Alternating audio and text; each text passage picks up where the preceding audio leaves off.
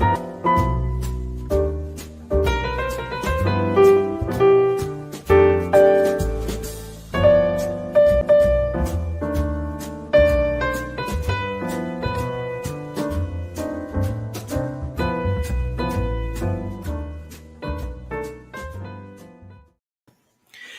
traders, welcome to Charts and Coffee. Happy Friday morning, everybody. Today is OPEX, and as if that isn't enough, we also have the XLK rebalancing. I got a few emails about what that really is, and the easy answer is the XLK is an ETF, and like any ETF, it's a business. They make 9 basis points in fees, right? So they want to attract more assets under management, of which I think they have, and I was jotting this down here. I was curious about it. They have 71 billion in assets under management, but they have woefully been lagging the S&P in terms of returns, because even though the XLK is weighted in Microsoft, Apple, and Nvidia, Microsoft and Apple far outweigh Nvidia's about 5.7%. So while there are limits, right, to high concentration weighted ETFs like XLK, there's limits. They realize, wait a minute, we're tired of lagging the S&P. We're losing out on business. It's a business decision. I mean, let's face it. And by swapping Apple and Nvidia, Apple's going to take on the 20 some odd percent weight, the 4 or 5 whatever percent weighting, and then Nvidia will move up to Microsoft levels at the 20+%. That's the basics of it. And with that, they hope they're going to start to keep up with the returns that the Nasdaq has been seeing and the S&P has been seeing by increasing the weighting of Nvidia stock. What that then creates, again, because of limits, is that, and I might be a little off on the numbers, but you get the gist of it. Once you start talking about a billion, but what's going to happen is about 11 billion sales getting out of Apple and 10 billion, right, inflows into Nvidia. And so does the XLK itself change in that regard? The XLK now is basically hanging its hopes on Microsoft, which, by the way, just turned into an uptrend as of yesterday. So Microsoft's been very choppy for quite some time. And by the way, I'm using the TradingView charts today. A lot of folks have said, Rod, we hear you talk about TradingView. Do you use it on a regular basis? It is always up on my screen, on one of my 9 screens.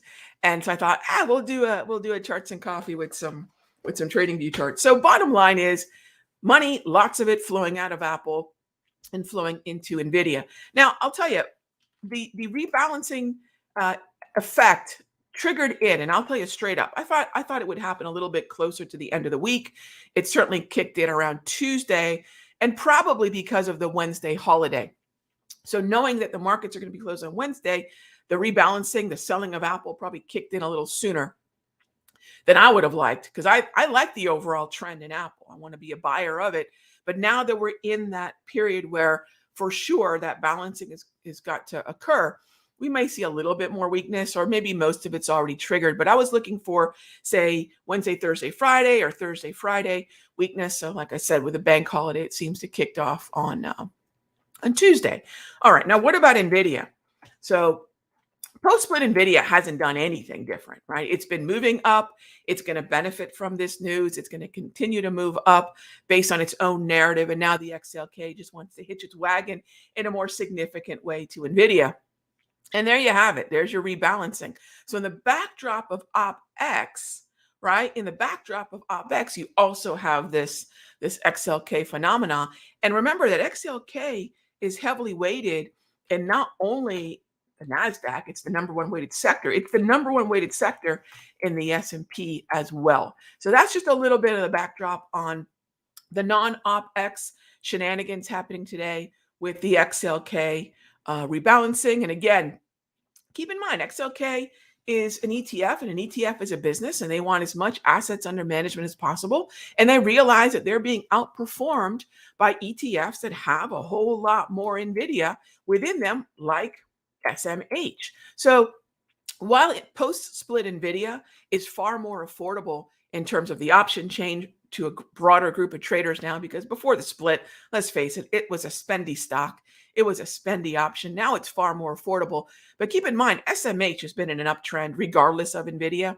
When you crack open the SMH and you look at all the stocks weighted within it, the only three in the top 11 that aren't in uptrends, I believe, are Texas Instrument, AMD, and Intel. So I get a lot of questions about AMD and Intel, but what I want to say is there's 8 other stocks that are far better performing within that group, including the SMH itself.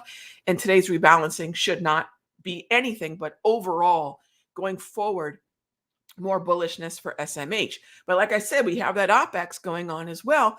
And at the end of the month, we're going to have potential rebalancing in terms of maybe some sector rotation. So there's a lot that's going to go on between the next couple of weeks as we wrap up June. All right, so that's the story. These are the trading view charts. If you've never checked them out, there a lot of folks tell me, hey, Rog, if I'm trading through another broker that's not Toss, how do I get your indicators? How do I get, some another maybe a backup charting platform? I love running TradingView on my phone because the alerts are great. So a lot of times I'll place a price alert on a particular ETF or stock or futures contract that I'm watching, and I want it to buzz on my phone. I want it to let me know if I'm away from the computer. Let's face it, we're never far from our smartphones, and it's a great way to be able to track what's going on every day and not necessarily have to be in front of the monitors.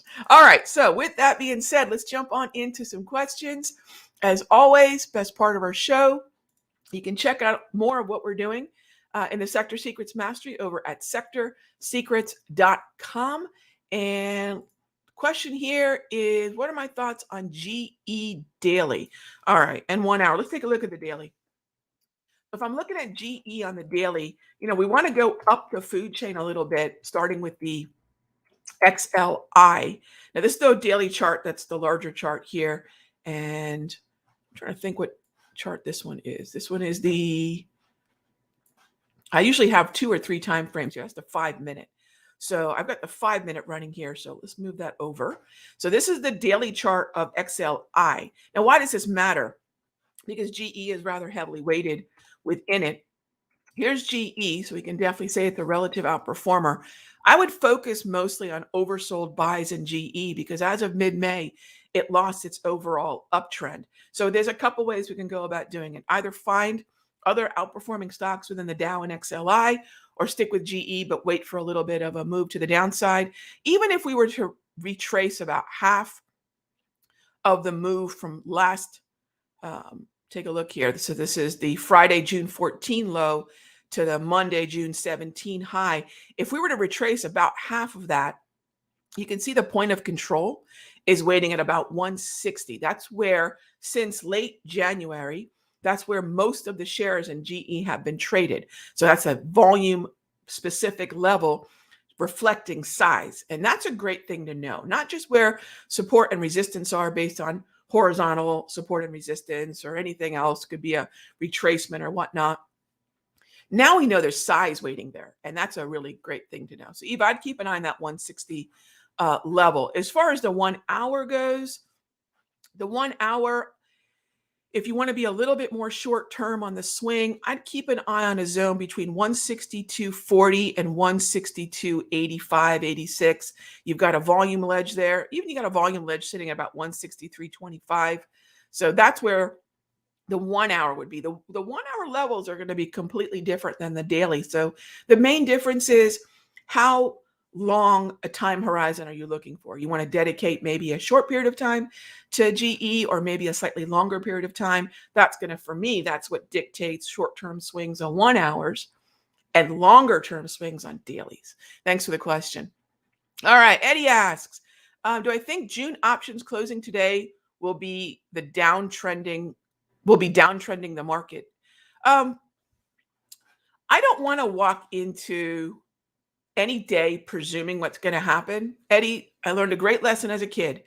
My first martial arts sensei used to tell me, never expect an anatomical response. Whenever you do whatever series of strikes you're going to do, don't expect that one strike is going to, knock down your opponent.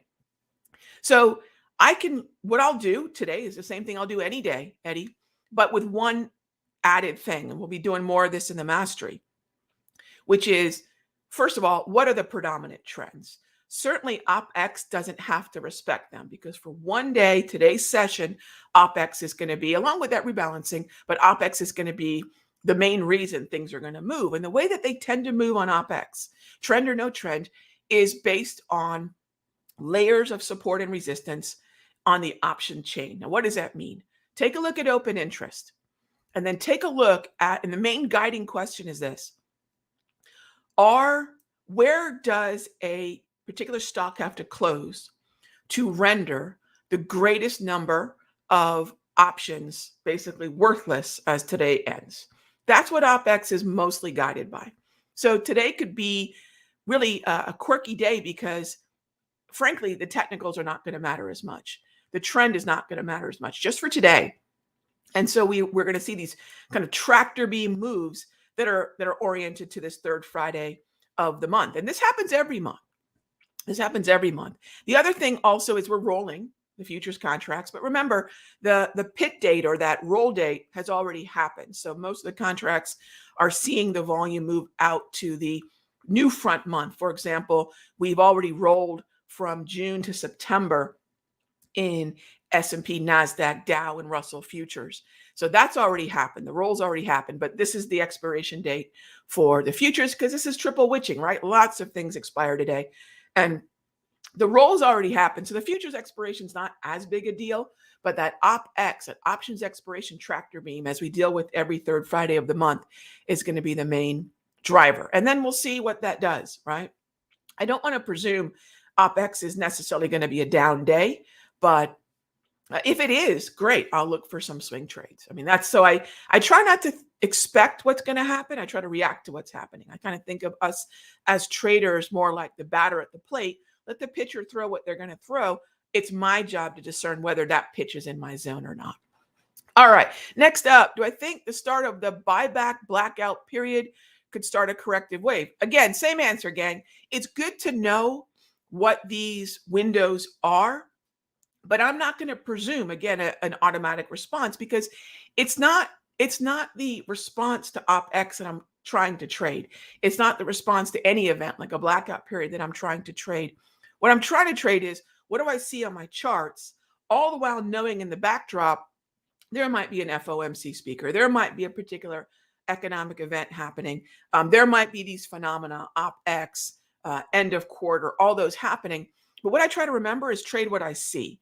So I try not to think about what could happen because trading is not prediction, right? Trading is reaction. So I don't know, but that's never really part of the process. It doesn't have to be, right? It doesn't have to be part of the process because trading is hard enough. Reacting is hard enough. And if we're going to add predicting to the mix, that's a really tough thing. So I don't really try to think of it that way, Jeff. It could, but let's see if that narrative, right? We have a trade story.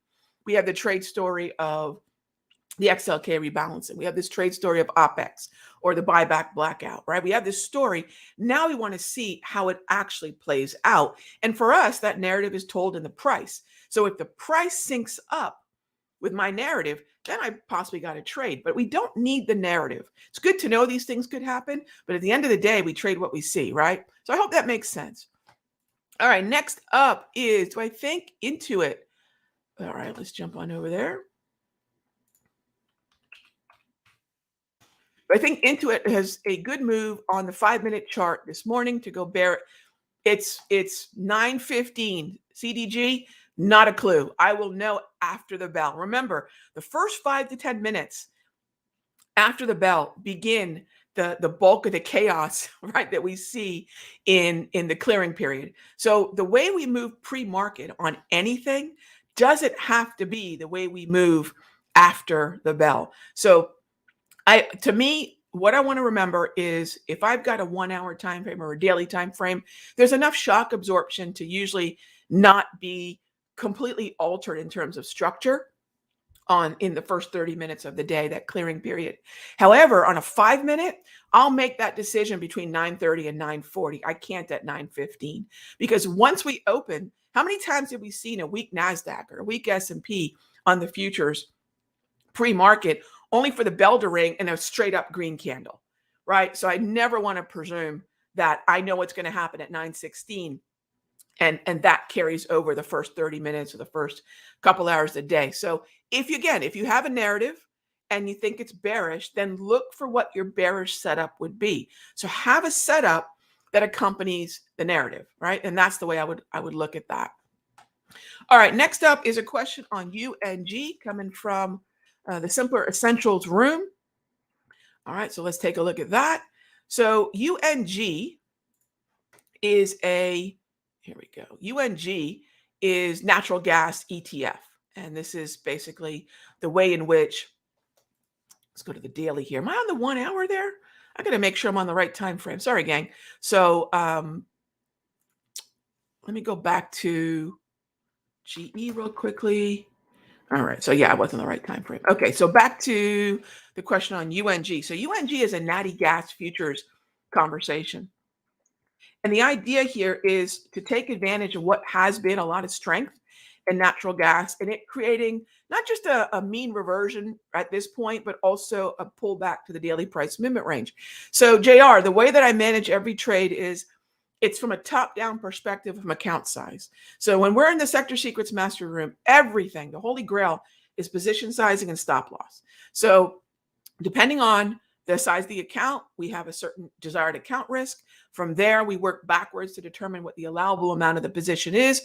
Once we get in, we know what our stop is based on a certain percentage of premium paid. And as long as I haven't hit that threshold, I'm still going to be in. And I typically like to wait. This is another thing that might be helpful.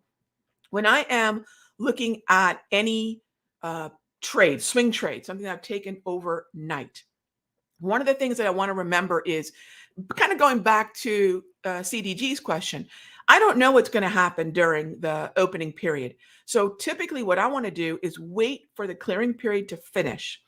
And I won't look to manage any swings until after about 10:05. So there's what they call them reversal periods. I just look at them as volatility periods between 9:55 and 10:05. There's about a 10-minute period where the clearing range is winding down. And then I'm looking at, really what everyone's doing, which is looking back at the clearing range, the high low between 9:30 and 10. And then they're determining, all right, do we want to be bullish or bearish? Because again, it's not always sorted out pre-market. At that point, I can get a better idea of whether I should be hanging on to NG or not. So I try not to exit swing trades until after 10 o'clock. Some traders, some of my mentors even waited until the close. That's too long and too much uncertainty and risk for me based on my parameters. But a lot of traders do tend to wait till the latter part of the day before they pull a swing trade. So I wait till 10:05 that time. And then I'll make a decision on whether or not it should be fine where it's sitting right now. But that's when I'll make a decision based on whether or not the trade is within the validity of my risk parameters. All right. Thank you for the question. All right, gang. And just like that, we are out of time. Thanks as always for being here for Charts and Coffee. We've been doing this for about 3+ years now, and I love kicking off my morning with you all. I'll see you all on Sunday for Top Tier. Oh, wait, I might not see you all for Sunday on Top Tier. Just check out the YouTube channel to see if I posted it. But I'll definitely see you on Monday for Charts and Coffee at 9 a.m. Be good to each other, gang. I'll talk with you soon.